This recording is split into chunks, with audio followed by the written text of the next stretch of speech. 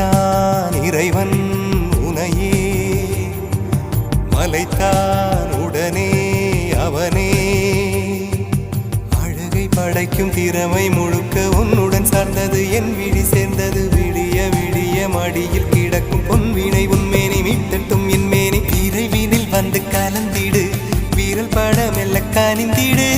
உடல் மட்டும் இங்கு கிடக்குது, உடன் வந்து நீயும் உயிர் கொடு.